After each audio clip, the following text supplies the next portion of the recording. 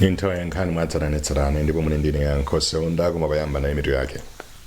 Malawi ena arisaugirizana ndi ripoti la bungwe la National Statistical Office pamene akuti zimene ripoti itanena sizikugirizana ndi zimene yakudutsamo.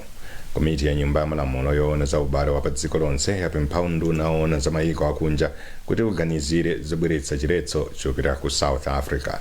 Nkhani zina magulu okhudzidwa arisaugirizana ndi dongosolo la boma logula chimanga ngati gawo lokonzekera vuto la chakudya lomwe likubwera chifukwa cha ng'amba. Tili ndi izi komanso nkhani zina zambiri tikhalire modzi. Kugirizana ndi ripoti la bungwe la National Statistical Office pamene akuti zimene ripoti itanena sizikugirizana ndi zimene yakudutsamo. Iza za bungwe litatulutsa ripoti limene lasonyeza kuti mlingo wakukwera mtengo wa katundu watsika kufika pa 21.1% mwezi wa June kuchoka pa 23.4% mwezi wa Mei. Anthu ati akugirizana ndi ripoti lina la bungwe la Employers Consultative Association limene laonetsa kuti banja la anthu 6 likufunika ndalama yopera 1 million kwacha pa mwezi. Benedetta Chiwandamia ali ndi zambiri mu ripoti ili. Ripoti la National Statistical Office laonetsa kuti mlingo wakukwera mtengo kwa katundu watsika ndi 0.2% ku matawuni ndi m'mizinda, pamene mlingowu unakwera ndi 0.3% m'madera aku midzi mwezi wa Juni. Izi ati zachitika maka kamba kakukwera kwa mitengo ya katundu amene sichakudya. Komabe ripoti lina la bungwe la olemba ntchito la Employers Consultative Association of Malawi laonetsa kuti banja la anthu 6 linafunika ndalama yokwana 1,129,000 kwacha mu mwezi wa Juni. It's so painful.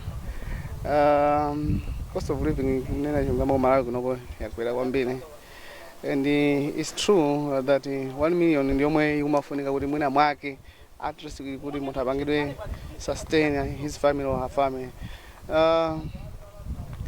I'll give an example. Recently, Nkhani Makara, and to me, Blantyre, I consider it as one of the cities whereby life was a little bit at least affordable. Komano, menda buena sojaga, here in Blantyre, things are different. Zinthu zakwera mtengo kwambiri zipitirira kukwera. Zikudabwisa malumoti mwina kapena zikanati zisika kumasika koma zipitirira kukwera. Chomwe chili chiopsezo kwa ife anthu. Mavuto ndosaneneka. Mavuto akuvuta kumbali ya zinthu zina osakhala zakudya yako makuti ugule zinthu zina monga sopo, mafuta ophikira, chani zimene zimayendesa moyo. Dziko sili kuenda bwino. Tinaganiza kuti dziko limeta sintha choche zinthu ziyamba kusintha komabe ife situkuona kusintha. Chakudya chokhacho at least mathogo kachigula ali pa mtengo wabwino ndikumadya. Komano zina zambiri zafika pokaka. Muone dziko lati palibe chomwe chikuenda. Koma kodi akatswiri zachuma akuti bwanji pa nkhaniyi? Averi Nyirongo akufotokoza. Choyambirira tofunika kumvetsetsa kuti tikamanena kuti inflation rate kapena mulingo mmene zinthu zikukwerera ndi cost of living ndi zinthu ziwiri zosiyana. Tikati inflation rate timangotanthauza mulingo wa mmene zinthu zikukwerera. Apa pataona nkhani ya kuti mmene mulingo wa zinthu ukukwerera ukutsika. Sizikutanthauza kuti cost of living yatsika. Chifukwa zinthu zikukwera koma kukwera mulingo wake ndi wotsikirapo compared ndi mmene zinthu zimakwerera mbuyo. So apapa ngakhale inflation rate yakhala kuti kutsika panopa sikuti zikutanthauzambe kuti kapena cost of living kapena mmene anthu amene akuonongera kapena chichewa chenicheni cha cost of living kuti cost of living yatsika. Pali zinthu zambiri kuti cost of living yenera kutsika kuonanso kuti ndalama zimene anthu amapeza ndikulinga ndi mtengo so kuti anthu masalary kapena ndalama zimene anthu amapeza zakwera ndalama zinakale zomwezo koma kungoti panopa ngati sugar makwera lese kuti pa mlingo waukulu panopa ndekuti ukutsikira kumene umayenera kukwerera. Mkulu wa bungwe la NSO a Shelton Kanyanda wati Amalawi akuyenera kumvetsetsa kuti mulingowu umatanthauza chiyani. Ife timapanga ripoti mmene zinthu zilili and mafigures athu tikapita pa ground ndikapanga collect ya information. Tikuona kuti zimene tatolera zikutsonyeza kuti pa zakudya zimene zimapanga contribute ku inflation kukwera kwa mitengo. Zinthu ngati nyemba, zinthu ngati tanaposi, zinthu ngati nsawawa zatsika chaka chinocho kuyerekeza ndi mmene zinakwerera chaka chatha nthawi ngati yomwe ino. Ndi zimene zapangitsanso kuti inflation ija ikhale ngati yatsika, mlingo umenewu wakukwera kwa zinthu ukhale ngati watsika. Komanso mbali imodzi ya timati nani food imene sali ya zakudya imene mapangaso imaonjezeranso kukwera kwa mlingo umene wa zakudya amene wa inflation. Tikuona kuti kutsika kwa mafuta kwathandiziranso kuti mlingo umene utsikebe. So zinthu ziwiri zimene zizi zathandiza kuti overall kukwera kumlingo wokwerera zinthu zogulira anthu ukhale kuti ndiotsikirako kuyerekeza ndi chaka chatha nthawi ngati yomwe ino. Ndipo Williams Banda ndi mneneri mu nduna wa zachuma. Kutsika kwa inflation kumene kukuonesa kuti zinthu zonse zimene zinali zokwera zitsikanso mwachisanzo zakudya komanso zinthu zambiri zomwe munthu amagula basket imene ikhale kutsika kotero kuti sikhalanso 1 million imene inaliyo chifukwa zonse zikhala zikusendera chimodzimodzi. Komanso pomwepo tione kuti anthu timabwereka ndalama ku mabanki kutani ndikuti mtengonso wobwerekera ndalama ziya kukhala kupita pansi foti chiwongola zanja chomwe mabanki amafuna chikhalanso chikutsika ndipo chakhala chikutsika. Izi zikuonesesa kuti chuma chathu chikhala chikuyenda njira yabwino chikupita kwabwino kuonera kuti umoyo wa anthu sinthikanso ndipo kutsika kwa mitengo ya zakudya kuti palibe munthu angavutike ndi njala komanso mwina kupindira ngati jatimati nutrition sipakhala before munthu aliyense akhala ali ndi zakudya zomwe zikufunika pamoyo womwe. Pakadali pano kutsika kwa mlingowu kukuonetsa kuti chuma cha dziko la Malawi chikulowera njira yabwino, komabe Amalawi ambiri akuti izi zikuyenera kuonekera mu miyoyo yawo. Masherifu alanda katundu ndi zipangizo za chisankho za Malawi Electoral Commission MEC zimene zimasungidwa ku nyumba yosungira katundu kwa njewa mboma la Lilongwe. Potsatira chitolezo chakubwalo la milandu, izi zili chonchi chifukwa cha ngongole ya ndalama ya lendi yopitirira 885 million kwacha omwe bungwe la zisankho lili nazo. Kalata ya kukhoti kusonyeza kuti ntchito yolanda katunduyo inayambitsidwa ndi maloya omwe akuyimira mwina nyumbayo yosungira katundu. Azmi Ali Jawad, mneneri wa bunge la MEC asangwani mafuliro asimikiza izi.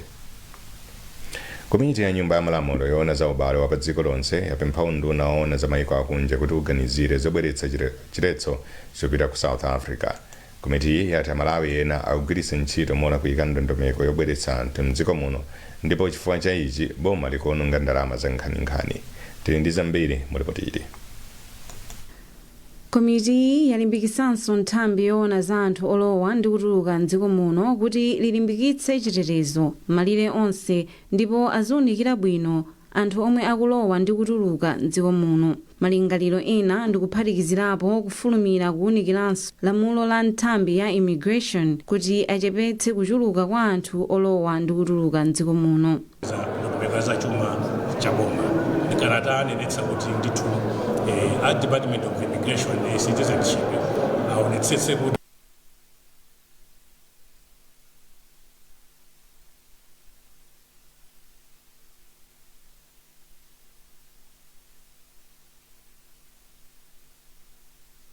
Amwene Fumbo anenanso kuti pofikira pa 17 June 2026 boma laononga ndalama zopitirira 787 million kwacha pobweretsa Malawi ochokera ku dziko la South Africa pa ndalama zokwana 24 billion kwacha zomwe zinaperekedwa pa ntchitoyi. Mawu ake phungu wa ku nyumba ya malamulo mboma la Lilongwe Nyanja constituency Steve Malondera wati ndalama zomwe boma likugwiritsa ntchito pobweretsa Amalawi ochokera ku dziko la ku South Africa ndizochuluka kwambiri. Mabungwe omwe si aboma ndi akatswiri za ulimi ati sakugwirizana ndi dongosolo la boma logula chimanga ngati gawo lokonzekera vuto la chakudya lomwe likubwera chifukwa cha ng'amba. Sabata yatha unduna wa zachuma udalengeza kuti ndalama zomwe sizidagwiritsidwe ntchito pakusachitika kwa mwambo wa chikondwerero cha ufulu odzilamulira chaka chino zigwiritsidwe ntchito pa zinthu zingapo zofunika kuphatikizapo kugula chimanga chothandizira anthu amene azakhale ndi njala. Justin Nkwewu ali ndi zambiri mu ripoti ili. mtsogoleri wa bungwe la Civil Society Agriculture Network CSANET Elizabeth Mnenula Maona wati kugula chimanga pakokha silingaliro loyipa, komabe waonjezera kuti kugula chimanga pakokha sikokwanira kuthana ndi vuto la chakudya lomwe likubwera chifukwa cha El Nino. Na Maona walangiza boma kuti liyenera kuyika patsogolo njira zotetezera chakudya kwa nthawi yayitali, kuphatikizapo kuyika ndalama mu ulimi wa nthirira. Kaswiri pa zaulimi Leonard Chimwaza akugwirizana ndi maganizo a Maona. Achimwaza ati kukonzekera kugula chimanga nyengo ya ulimi ya 2026-2027 isanayambe si njira yothandiza. Iwo aonjezera kuti boma lidakali ndi nthawi yokwanira yogwirisira ntchito ulimi wa nthirira pochepesa zotsatira za El Nino. El Nino kwambiri ilimbikitsa ulimi wodalira mvula. Ndiye ngati ndalama zilipo timalina kupanga maplani olimbikitsano ulimi wa nthirira kuti no ndalama zimenezo malo mwina mogula chakudya zikanapitano pa ulimi wa nthirira pozindikira makampani kapena magulu amene ali ndi kuthekera pochita ulimi wa nthirira. Izo za ulimi zipite kwa amenewo alime, akalima pogwiritsa ntchito ndalama zimenezo ndikuti boma likanapezano chimanga ndi mbewu zina zokasunga munkhokwe kuchokera pa mira Malawi momwe chifukwa zitha kutheka kuti no kukagula tithaso kuononga ndalama zambiri kuposa no kudzilimira. Mkulu wa Center for Social Accountability and Transparency CSAT Wile Kambwandira wati kukonzekera vuto la chakudya lomwe limabwera chifukwa cha El Nino sikuyenera kungokhala kugula chimanga. Akambwandira aonjezera kuti njira imeneyi ndi yokwera mtengo komanso yosakhazikika ndipo akuchenjeza kuti singathandize. Mneneri wa boma Shadrack Namalomba sanapezeke kuti ayikepo ndemanga, komabe polankhula posachedwa apa ku Blantyre mmodzi mwa akuluakulu ku Dodma a Charles Matabwa anati nthambi ikukonzekera vutoli koma ikufunika thandizo lina. Malinga ndi ripoti la posachedwa apa la Malawi Vulnerability Assessment Committee MVAC, anthu pafupifupi 4.4 million aku Malawi alibe chakudya. Nyengo zomaliza za El Nino zinachitika mu nyengo za ulimi za 2015-2016 ndi 2023-2024 zomwe zinasiya anthu pafupifupi 2.8 million ndi 4.2 million alibe chakudya mosatizana. Anthu ochita malonda apempha bungwe la Makra kuti lifotokoze bwino za ndalama zimene anthu azilipira pamene amasunga mlozo wa anthu osiyanasiyana mdziko muno. Izi ayankhula lachitatu mu mzinda wa Lilongwe pamene bungwe la Makra limachititsa mkumano wake opeza maganizo ake pa nkhani ya data protection. Mwezi Gausi ali ndi ripoti. Mkulu woyendetsa ofesi ya Data Protection Authority a Daniel Chione ati mikumanoyi ikufuna kuti imve maganizo a anthu asanakhazikitse ndondomeko yolipira pakaundula umene mabungwe ali nawo wokhudza anthu. Mukuyankhula kwawo iwo ati mkumano wina umene unachitika ku Blantyre mabungwe ambiri anakambapo zonena kuti ndalamazo zitsitsidwe. Maganizo awo ena kunena kuti atiganizirepo kuti mwina makwera komano sitinamalize ma consultation processes, so tifuna timve maganizo awo ina aliyese tifakita bwera kuno ku Lilongwe and tizipitira so ndi kunzuzu kuti tikamve maganizo a Malawi pa mafizi amenewa. Mmodzi mwa akuluakulu pa kampani ya United General Insurance mu mzinda wa Lilongwe Akoreta Kaira ati ndizofunikira kwambiri kuti kaundula wa anthu amene kampani ngati yawo amasunga ukhale wotetezedwa, koma akufuna amvesese za ndalama zimene makampaniwa akuyenera kupereka. Chimene leo ndinacho chidwi kuti mina ndifusisise kuti ndimvesese ndi mmene fee structure yawo kuti pali ngati gap yaikulu from one step to one level to the other level, pali ngati gap chachikulu. Ndiye tifuna timvesese pamene popo kuti maybe pali zifukwa zina zimene zoti timvesesere, but otherwise I think it's really.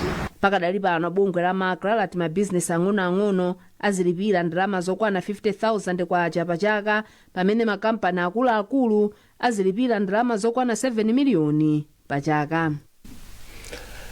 Mlembi wa zaumoyo ndi chiwerengero cha anthu adana malika atsindika zakufunika kuchita ubale ndi chipatala cha International Blantyre Cancer Center IBCC ponena kuti zichititsa kupezeka kwa chithandizo cha nthenda ya kansa kwa Malawi.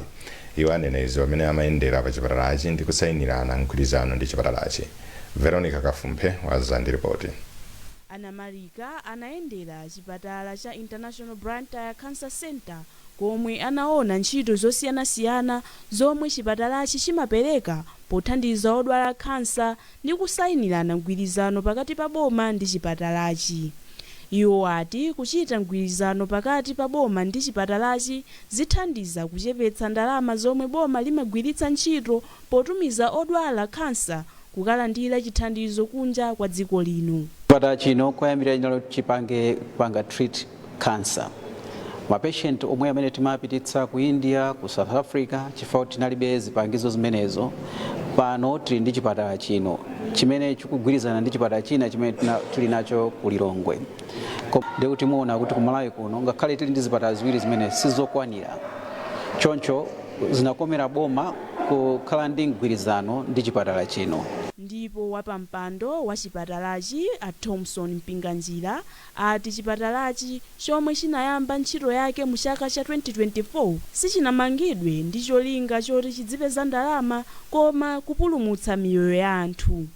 Iwo adawonjezera kuti pakadali pano chipatalachi sichikungopereka thandizo la kansa lokha koma chikutha kuchizanso matenda ena. Pano mene tikupanga ndi ministry ndionera kuti athe kumatumiza mapatient kuno akafuna kutumiza basi ife tipanga treat ife tizipanga deal ndi boma za ndalama koma patient wadani mapangidwa treat ata kubwera patient within a few days mamodikira 6 months 9 months ndiye kuti cancer yake ija ipangidwa treat insanga ndiye tufuna tiyang'ane zimenezo komanso tufuna tiyang'ane kuti cancer ija kuti achite nene kuti munthu ali ndi cancer kapena chani kunali kutumiza kunja ma samples panopa they can do it konkuno kutumiza ndio kuti zipatala za boma koma chipatala china chilichonse Malawi muno chitha kumatumiza ma samples within a day, within 2 days, maximum 3 days akhala. Mgwirizanowu ukuyembekezereka kulimbikitsa ubale pa ntchito za umoyo. Unaona kuti pasakhale kusiyana pakati pa amayi ndi abambo wati dziko la Malawi likusintha njira yothandizira ana aulumali ponena kuti makolo tsopano ali patsogolo ndi ntchito yobweretsa ana aulumali poyera mzipatala ndi msukulu. Mkulu woona za anthu aulumali mundu nawo a David Njaidi wati njira zatsopanozi ndizofunikira ponena kuti zikuthandizanso kuti ntchitidwe osala anthu aulumali uchepe. Anjaidi amanena izi lachiwiri pa msonkhano otchedwa African Disability Collaboration Summit omwe unachitika pa chipatala cha Likoni Mission ku Lilongwe. Jime Jazama ali ndi zambiri mulipotire. Anjaidi ati makolo tsopano ali patsogolo ndi ntchito yobweretsa poyera ana omwe ali ndi maulumali osiyanasiyana powapititsa mzipatala komanso msukulu. Panopa mmene mukuonera kuti zimene tikupanga kuno tsiku la lero tikuonetsa ntchito zimene boma likugwira pamodzi ndi mabungwe kuthandiza ana amene ali achichepere amene ali ndi maulumali osiyanasiyana. Ndiye ntchito zimenezi zikugwiridwa ndithu madera osiyanasiyana. Mkulu wa bungwe la Fund for Nations a Patience Nkandawire wati msonkhanowu wayika poyera ndondomeko za makono zomwe dziko lino likugwiritsa ntchito. Iwo ati pofika chaka cha 2030 madera onse 29 a mdziko muno ayenera kukhala ndi malo othandizira ana aulumali. Lines tapanga develop komanso boma linavomera kuti izizi titofikira ma districts enawo chikonzero chonena kuti tikamafika 2030 kuti ma strategy a boma akufika kumapeto tisakhale kuti nafenso development monitoring kapena kafufuzidwe kana aulumali akadali ang'ono kafalikira madera onse. Phungu wa dera la Lilongwe City Kamphuno Khadija Leya Chunga wati ntchitoyi ndiyofunikira kwambiri kwa amayi ndi anthu omwe amasamalira ana. Lero uthenga wanga wopempha boma lathu la Malawi komanso motsogozedwa ndi unduna wa zaumoyo kuti afalitse upite madera osiyanasiyana Malawi yonse ma constituency onse kuti atithandizire kuti ana amene ndi ulumali azasamalidwa bwino komanso ana amene owandi kuthekera adzakhala aphunzitsi kapena atsogoleri amawo. Msonkhano wabweretsa pamodzi nthumwi zochokera m'mayiko makumi awiri. Dziko la Malawi likuoneka maphunziro a dziko la India pofuna kuthandizira maphunziro a dziko lino. Izi kuchitika mu mzinda wa Lilongwe pamene mayiko ambiri muno mu Africa abwera kuti azaphunzire nawo. Wezi Gausi ali ndi ripoti.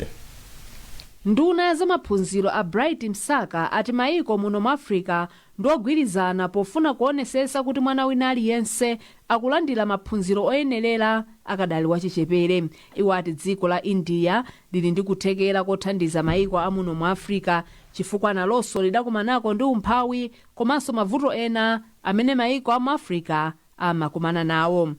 Malawi akhale ophunzitsidwa bwino cholinga cha 2063 agenda ndi chimenecho. Malawi aliyense osati pang'ono kokaya Malawi aliyense akhale ophunzitsidwa bwino. Tsono vuto limene tikuliona ku Malawi kuno chakuti ngakhale maphunziro ali aulere pakupezekabe kuti ana ena sakupita ku skulu. Umapeza kuti mu standard 1 muli ana tinene mwachisanzo 100, ukafika mu standard 8 muli ana 40 kapena 60 enawa asiya skulu asira pamenepo. Amene wazakhala nzika 2063 azakhala nzika zoti sizinaphunzira. Ndi agenda imene tikuyifuna ife kuti Malawi isakhala ophunzira bwino kuti azati kusenza udindo wokhala nzika yeniyeni sazautha. mkulu wa bungwe la UNICEF muno Malawi a Penelope Campbell ati mgwirizano pa nkhani ya zamaphunziro ndofunikira kwambiri. Mmodzi mwa akuluakulu oona zamaphunziro mu dziko la India a Sanjay Kumar ati dziko lawo ndilokhonzeka kuthandiza dziko la Malawi ndi maiko ena muno mu Africa zamene angathandizire maphunziro am'mera mpoyamba. Mkumano umene uli wa masiku atatu ukuchitikira mu mzinda wa Lilongwe kumene kwabwera akuluakulu ochokera muno mu Africa komanso ena ochokera dziko la India kuti athandizane pa maphunziro am'mera mpoyamba. Nkhani zathu ndi zomwe zikumatisiyana na insomero yake Malawi ena atisakugwirizana ndi ripoti la bungwe la National Statistical Office pamene akuti zimene ripoti itanena sizikugwirizana ndi zimene akudutsamo. Komiti ya nyumba ya malamulo yoona za ubale wa pa dziko lonse yapempha unduna oona za mayiko akunja kuti uganizire zobweretsa chiletso chopita ku South Africa. Mu nkhani zina magulu okhuzidwa atisakugwirizana ndi dongosolo la boma logula chimanga ngati gawo lokonzekera vuto la chakudya lomwe likubwera chifukwa cha ng'amba. Munali ndine Yankho Seunda.